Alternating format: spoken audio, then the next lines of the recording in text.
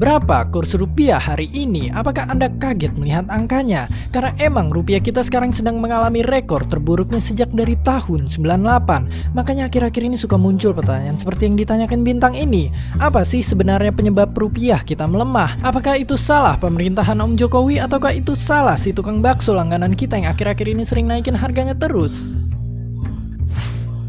Secara garis besar, faktor utamanya adalah karena perbaikan ekonomi Amerika Serikat.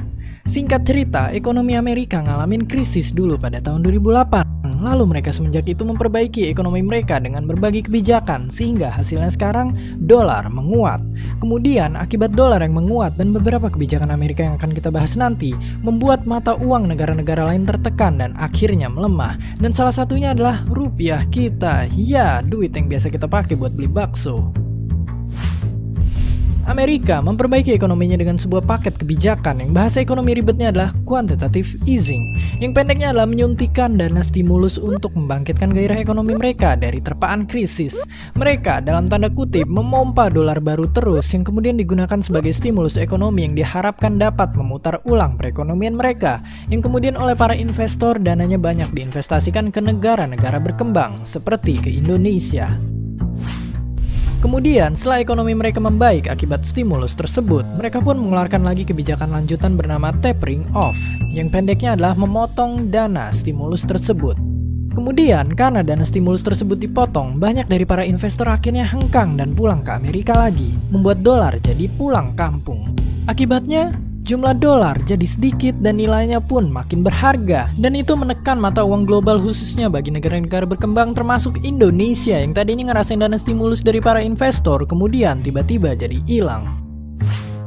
Lalu akibat dolar yang menguat, perekonomian global pun jadi lesu. Selain itu juga seperti Cina yang perekonomiannya sedang melambat dan masih banyak faktor lainnya lagi menyebabkan komoditas ekspor andalan Indonesia kayak batu bara, kelapa sawit, dan karet jadi sepi peminat.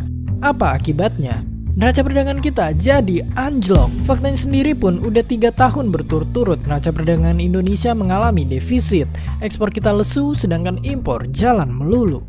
Artinya ya, pendeknya pelemahan ini disebabkan karena perbaikan ekonomi Amerika dan dikontribusikan oleh neraca perdagangan kita. Yang sekarang kita tahu nggak cuma di Indonesia aja, tapi juga melanda banyak negara. Bahkan banyak yang lebih parah dari Indonesia. Tapi tentu saja video ini sangat mensimplifikasi keadaan yang ada dengan tujuan biar mudah dipahamin. Karena sesungguhnya ekonomi adalah ilmu yang ribet. Jadi ya, silahkan baca-baca lagi setelah nonton video ini. Dan jangan salahkan si tukang bakso langganan kita karena ini bukan salah dia. Terima kasih.